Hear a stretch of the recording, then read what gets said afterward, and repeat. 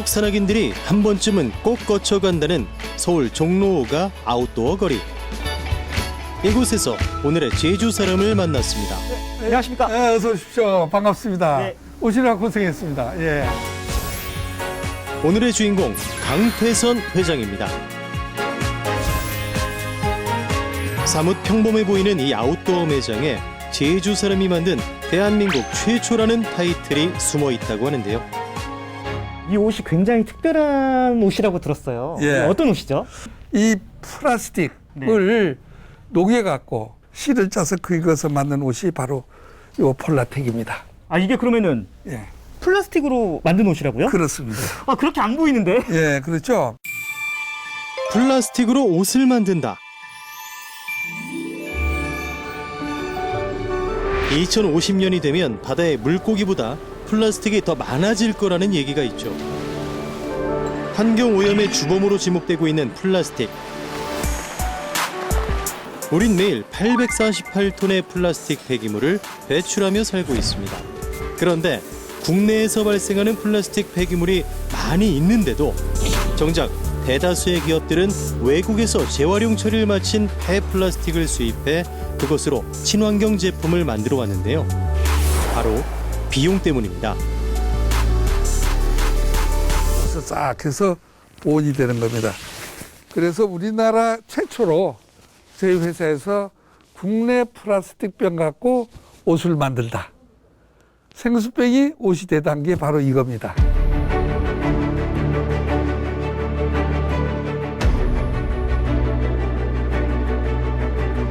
국내에서 등산 장비와 아웃도어 산업을 이야기할 때 가장 먼저 등장하는 이름이 있습니다.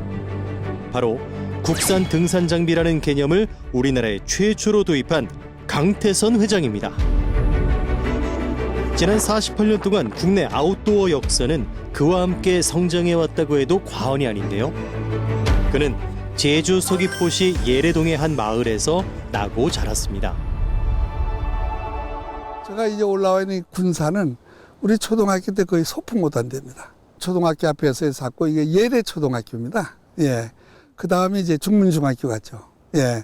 중문중학교는 예래에서 이제 걸어 다니는데 약 한 4km 정도 됩니다. 그걸 다 걸어 다녔죠. 고등학교는 이제 오영고등학교를 다녔는데 그때는 좀 큰 꿈이 있었죠. 그때도. 그래서 이제 당시 유학을 간다는 표현이 있을 정도로 거리가 멀었던 오연고등학교.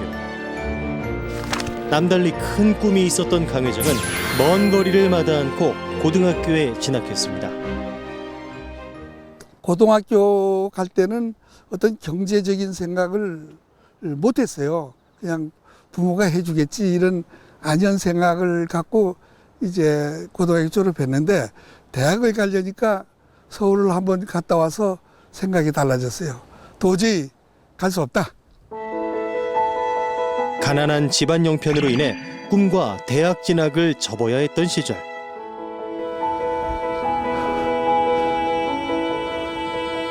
(50여) 년이 흘렀음에도 당시를 떠올리면 여전히 감정이 소용돌이칩니다. 그러니까 나라는 자신을 잘 모르는 거야. 그때까지는. 그래서 갔다 와서 이제 대학은 포기하고 이제 직장에 가자. 그래서 취직을 했죠. 냉혹한 현실 앞에서 유일한 위안이 돼준 건 바로 한라산이었습니다. 그가 산에 인생을 바치게 된 것은 아마 그때부터일지도 모릅니다. 산은 언제나 그를 예상치 못한 방향, 그러나 항상 올바른 방향으로 이끌었습니다. 서울에가 그렇게 산이 많다고 그러더라고요. 서울에 가면 북한산, 도봉산, 설악산, 관악산 뭐 이런 산이 굉장히 많다는 거예요. 우리는 한라산 하나밖에 없는데 어디 서울은 그렇게 산이 많냐 이런 이제 의구심을 갖고 있었 찰나에 대학을 진학하기 위해서 서울 가보니까 산도 많고 서울에는 제가 생각하는 이상의 다른 세계를 터득했어요. 그래서 직장 생활하다가 좋다. 서울에 있는 산에 한번 보고나 와서 또 직장 생활을 하던 그 다음에 설계를 하자 해서 서울 가는데 서울 가서 산에 다니다 보니까 제주도 오는 걸 깜빡 잊어먹고 못 와서 오늘까지 서울에 머물고 있는 거예요. 예. 그가 맨 처음 제주를 떠나 육지로 가게 된 이유는 산 때문이었습니다. 계절의 변화가 가장 빨리 느껴지고 힘든 만큼 기쁨과 보람을 보상해주는 산에 그는 마음을 빼앗기고 말았습니다. 오대산 정상만 10번, 설악산 대청봉은 20번 넘게 올랐습니다. 처음에는 평범한 산악인이었던 그가 오늘날 굴지의 아웃도어 브랜드 수장이 된 결정적 계기는 무엇이었을까요?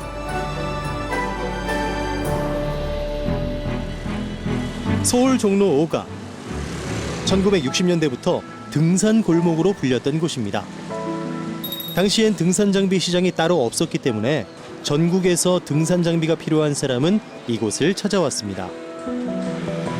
수입 등산 장비는 사치품으로 분류해 높은 관세를 물리던 시절이었습니다.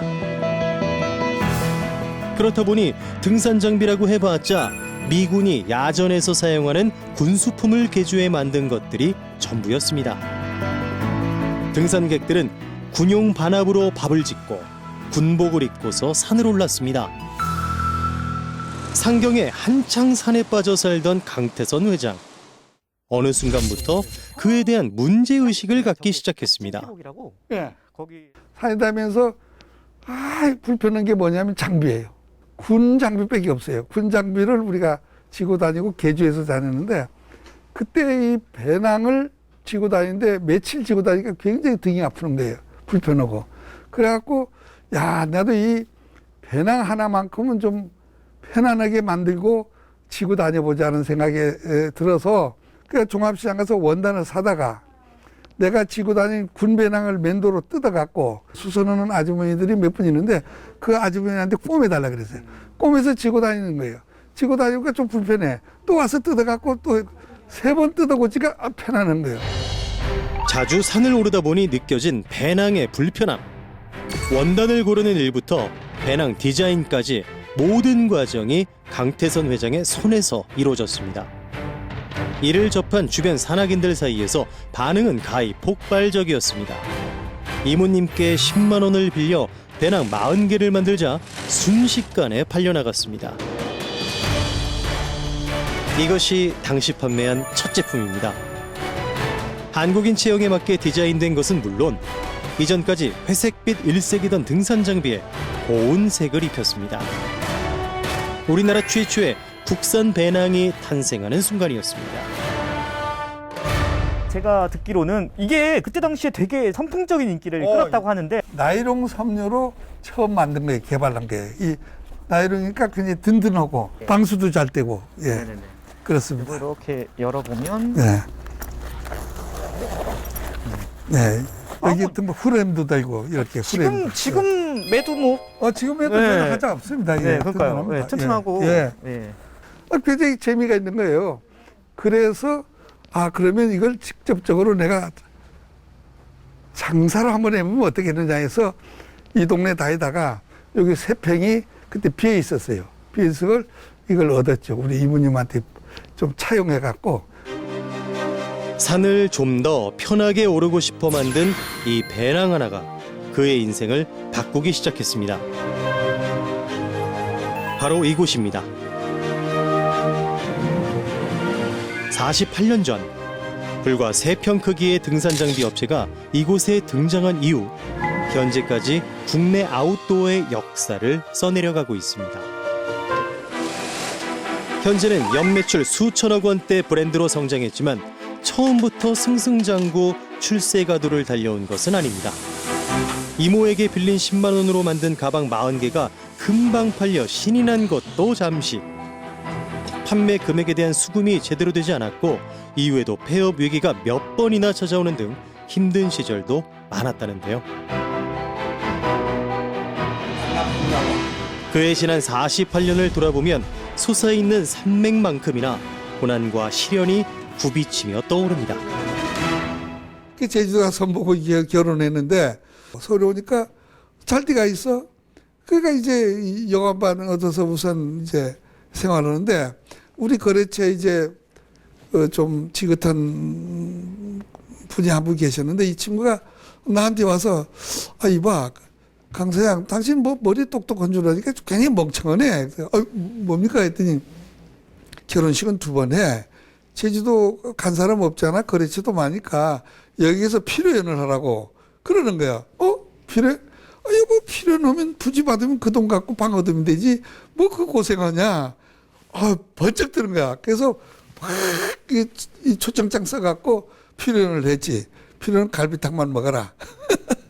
그래갖고 피로연하고 남은 돈이 50만 원이야. 이거 얼마나 큰 돈이야. 그래서 50만 원 갖고 20만 원 갖고 이제 방 얻고 30만 원 운영 자금으로 또 그러면서 그때 공장을 좀 키웠죠. 네. 결혼식 축의금을 종잣돈 삼아 다시 사업을 일으킨 강태선 회장. 80년대가 시작되자 등산장비 산업은 호황기를 맞게 됩니다. 통행금지까지 없어지면서 무박 산행이 생긴 거 무박. 그전에는 전부 가면은 통행금지 있어서 1박 2일이었어요. 무박 산행이 엄청나게 성황돼서 80년대 초가 이제 굉장히 성업하면서 재벌들이 다 아웃도어 브랜드를 냈어요. 그러다가 이제 88 올림픽, 86 아시안 게임 있으면서 스포츠로 다 가버리고 진짜 제가 독식했죠. 그때 80년대 엄청나게 재미 좋았어요. 온 산이 빽빽할 정도로 절정에 이른 등산 열풍. 하지만 위기는 또 찾아왔습니다. 환경오염 이슈가 부각되면서 국립공원 내 야영 취사 금지 조치가 내려졌기 때문입니다. 당시 관련 업계의 80%가 문을 닫았습니다. 강태선 회장도 큰 타격을 입었습니다. 그러니까 이제 끝나는 거 아니냐. 내가 끝나니까 이왕 끝날 때 히말라야나 한번 가보자. 왜 그 생각까지냐면 70년대 후반부터 80년대 히말라야 8,000m 원정 가는 친구는 이 장비를 저 손 안 거친 친구 하나도 없었어요.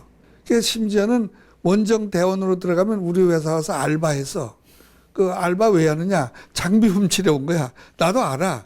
그러면 너 몇 개 훔쳤냐 이렇게 농담할 정도니까. 그런데 장비가 너무 많이 도와달라는 거야. 내가 원정 가는데 그렇게 많이 필요하냐? 그래서 그런 점도 있어요. 내가 직접 한번 가보자. 정말 그렇게 장비가 많이 필요한지 처음에 위로 삼아 가는 거고 나도 한번 도전해보고 가는 생각이 들고 내가 앞으로 장비업을 한다면 정말 장비가 그렇게 많이 필요하냐는 걸 확인도 해볼 겸해서 여러 가지 문제점을 갖고 가게 됐고 포기 직전 찾아간 히말라야. 그곳에서 그는 자신을 다시 일으킬 원동력을 찾았습니다. 그렇게 시작된 히말라야 등반은 이후로도 계속 이어졌고 무려 50번 넘게 등정해 8,000m 이상 14주화를 모두 올랐습니다.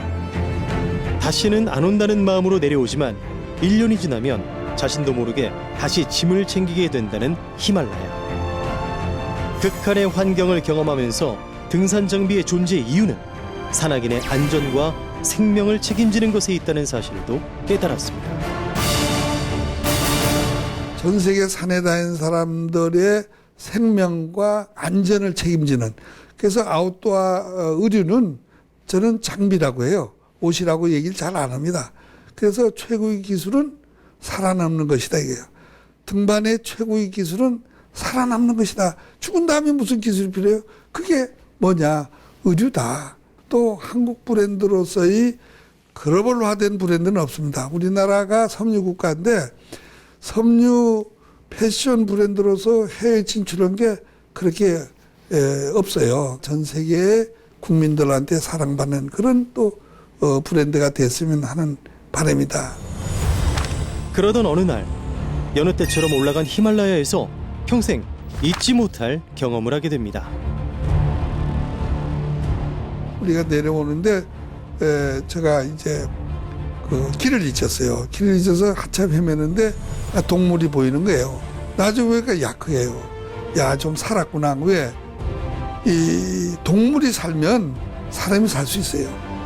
그 약을 따라서 내려왔는데 내려오다 보니까 이제 텐트가 보이고 우리 캠프가 보이는 거예요. 히말라야 4,000m 이상 고지대에 서식하며 강인한 생명력을 보여주는 야크. 지금은 익히 알려진 브랜드 이름도 이때 탄생했습니다. 이후 기업의 주 종목을 등산 장비에서 아웃도어 의류로 전환한 강태선 회장. 해외에서 기술력을 인정받아 글로벌 브랜드로 성장해 왔습니다. 외국 아웃도어 브랜드가 국내에 상륙해 빠르게 시장을 잠식해가고 있음에도 토종 아웃도어 브랜드로서 15% 전후의 시장 점유율을 굳건히 지켜가고 있는데요.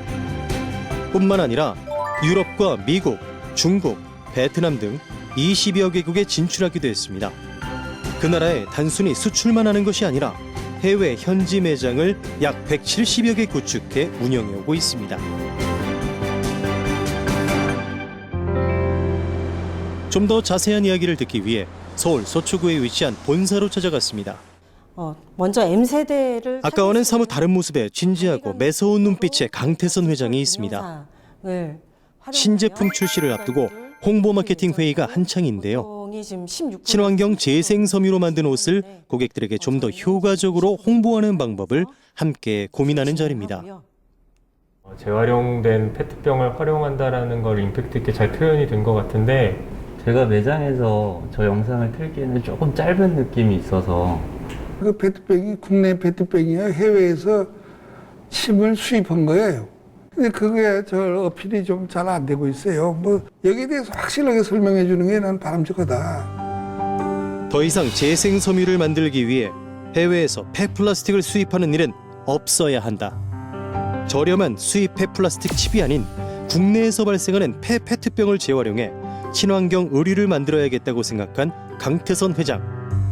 이에 국내 최초 KR-PET 재생 섬유를 활용한 친환경 의류 개발에 성공한 겁니다.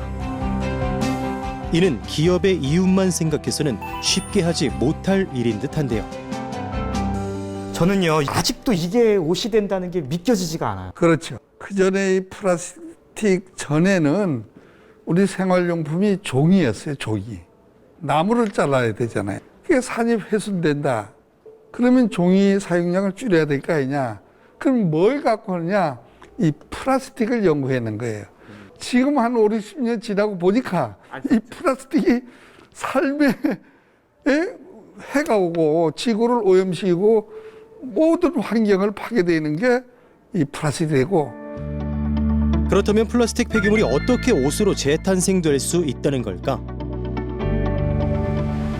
우선 각지에서 투명 페트병을 수거해 옵니다. 모든 플라스틱이 재생 가능하지만 옷을 만드는 재료는 투명 페트병에서만 뽑아낼 수 있기 때문입니다.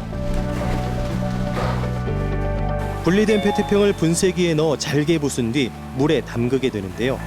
이때 아래로 가라앉는 순도 높은 플라스틱만 골라내 여러 번 세척해 줍니다. 이후 다시 건조하는 과정을 거치면 재생 섬유의 원료가 되는 플라스틱 플레이크가 만들어지는 겁니다. 저희들이 이번에 이 기계를 개발했어요. 네네네. 딱 열려요. 네. 그래서 이걸 누르면 갈아지잖아요. 딱 아. 갈아져요. 이렇게 갈아 나옵니다. 아. 그러니까 아파트에서 분리한 것이 부피가 크지 않아요. 네네네. 이거에 집어넣으면 분리수거할 필요 없고 쓰레기 하지장에 갈 필요 없고 이거만 넣으면 한 방에 갈아서 바로 이 칩 만드는 공장으로 갑니다. 요 만드는 공장으로. 예, 이게 수입해보는 겁니다. 이게. 플레이크를 260도의 고온으로 녹이고 압축한 것이 바로 이 플라스틱 칩입니다. 모든 형태의 플라스틱 제품을 만들 수 있는 플라스틱 씨앗이라고도 할 수 있는데요. 이 플라스틱 칩을 녹여 가늘게 실처럼 뽑아내면 이렇게 재생섬유가 만들어지는 겁니다.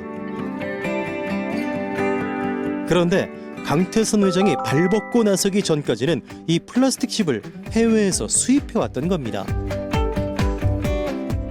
따지고 보면 쓰레기는 외국 거고 옷은 친환경이야. 친환경이 굉장히 맞죠? 아이러니한데요? 예, 네. 예. 수입하는 게 가격이 싸니까 여태까지 이거 해왔는데 수거하기도 힘들고 또 국민들이 동참해 줘야 돼.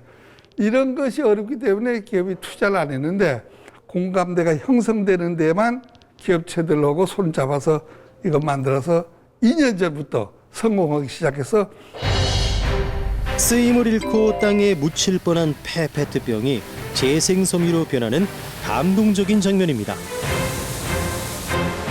이때 기업의 기술력과 노하우가 제품의 품질을 좌우하게 되는데요.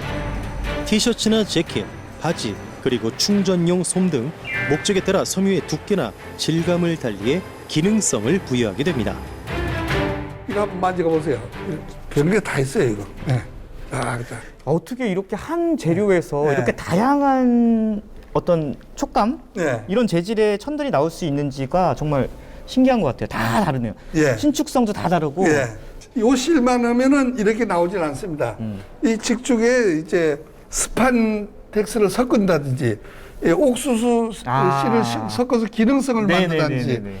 이 고아텍스 라미네이팅 입어서 고아텍스 방수용을 만든다든지, 이런 기능성을 또 저희들이 노하우죠, 이게. 투명 페트병만 선별해 친환경 의류를 만든다면 나머지 유색 페트병이나 플라스틱은 어떻게 되는 걸까? 물론 의류 이외에도 다양한 재생용품으로 재탄생할 수 있습니다. 하지만 큰 비용이 든다는 게 여전한 걸림돌. 국민들의 동참과 인식 개선이 시급합니다. 석유로 섬유를 빨면 키로당 800원이에요. 근데 우리나라는 이거 1kg 만들어내는 건 비용으로 1,500원이 들어요. 그 2배잖아요. 두 배네요. 그렇지만 이 쓰레기를 생각한다면 1,500원도 그리 비싼 건 아니다. 그렇다면 이윤을 가장 우선으로 추구하는 것이 어찌 보면 당연한 기업에서 이렇듯 비용이 많이 드는 친환경 소재에 뛰어든 계기는 무엇일까? 갑자기 궁금해지는데요. 지금으로부터 10년 전 글로벌 시장에 뛰어들기 위해 찾아갔던 아웃도어 박람회에서의 일화입니다. 11년도에 제가 유럽 진출하려고 독일 미넨에 있는 ISPO 익스포라는 박람회에 갔는데 한국 브랜드 무시하면서도 그 중에 한 분이 이 아시아 브랜드가 유럽에 와서 성공하기는 어렵다 생각을 바꾸라 하는 거예요. 그 바꿀 게 뭐냐 했더니 그 얘기를 하는 거예요. 친환경 쪽으로 생각을 해봐라. 그래서 2013년도부터 내가 적극적으로 친환경 소재를 쫓아다니면서 보게 되고. 그렇게 시작된 친환경 경영 행보. 지난 7월까지 이 기업이 재활용한 국내 페트병 수는 무려 1,720만 개. 그로 인해 환경부와 여러 지자체를 비롯해 다양한 기업들과 MOU를 체결하며 국내 페트병 재활용에 앞장서고 있는데요. 그런데 그가 환경을 생각하게 된 결정적 계기는 하나 더 있다고 합니다. 유럽 기자들이 나한테 질문하는 거예요. 다른 그 제품에 질문하는 것이 아니고 히말라야 가면 쓰레기가 많다. 그 쓰레기 중에 한국 쓰레기가 대부분이다. 이런 거예요. 굉장히 기분 나쁜 거예요. 아, 이 히말라야 쓰레기는 내가 치워야 되겠다. 전 세계 산악인의 발길이 끊이지 않는 히말라야. 산악인들의 수만큼이나 그들이 지나간 자리에는 버려진 쓰레기들이 곳곳에 자리하고 있습니다. 그 중에서 유독 우리 눈에 띄는 건 바로 한글이 적힌 쓰레기들. 오직 한국산 쓰레기를 치우겠다는 일념으로 비행기에 몇 번이고 몸을 실었습니다. 2013년 시작된 클린 마운틴 프로젝트는 국내외 다른 산에서도 계속해서 이어졌습니다. 기업은 이제 사회에 이바지한다 이런 거지. 돈 버는 것도 중요하지만 이제는 돈 버는 것보다는 사회에 어떤 일을 하느냐, 이게 아마 기업이 가야 될 가치가 아닌가, 이런 쪽으로 저는 방향을 틉니다. 예. 그 밖에도 네팔 대지진 피해 지역을 찾아가 지진으로 인해 무너진 학교들을 새로 지어주는 학교 재건 공사를 하기도 하고, 국내 황사 문제의 원인이 되는 중국 네이멍고 쿠부치 사막에 찾아가 나무를 심고 생태원을 조성하는 등 다양한 사회공헌 활동을 이어오고 있습니다.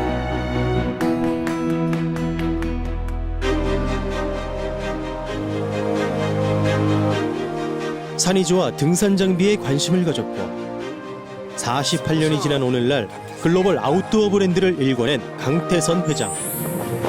산을 좋아하고 산에 인생을 바치게 된 것은 다 그가 제주 사람이기 때문이라는데요. 제가 이제 쭉 지난 여름에 제주도 올레길을 한 바퀴 다 돌았습니다. 이 425km, 26소를 돌아보니까 제주도가 더 아름다운 걸 느꼈어요. 전 세계 제가 한 80개 정도의 나라가 다녀봤는데 처음에는 제가 제주도 오는 사람 이상한 사람으로 생각했어요. 왜 제주도 오지? 제주도 볼 게 뭐 있는데? 이렇게 생각했는데 제가 막상 다녀보니까 야, 제주도는 진짜 하늘이 낳은 우리 보배국, 우리 제주도민들한테 정말 행복을 준 거다. 이거를 우리가 지키지 않으면 후세에 욕먹는다. 이런 생각을 지금도 갖고 있습니다. 자신을 키운 팔알이 한라산이라는 강태선 회장. 그는 제주에 관한 일이라면 두 팔 걷어붙이고 나설 정도로 고향에 대한 애착이 강한데요. 제주도 여러 삼촌들과 조카들에게 꼭 전하고 싶은 말이 있다고 합니다. 삼촌들 쇠차질에 다니는 생각만 하지 말고 이제는 관광객을 다 보존해서 서비스를 생각하십시오. 어이 조카, 요즘 새로운 교육받은 사람들 아니라 무슨 감투 다 서성게 그럴 때일수록 불화하게 화합과 나도 제주도지만은 좀 열렸으면 좋겠다. 마음을 확 열어서 육지 사람 오면 친구같이 또 삼촌같이 또 조카같이 잘 더덕여서 오손도손 재미있게 살았으면 좋구나. 경하지. 가슴속에 한라산을 품은 제주 사람 강태선. 앞으로 그가 오를 새로운 산은 또 어떤 모습일지 기대해 보겠습니다.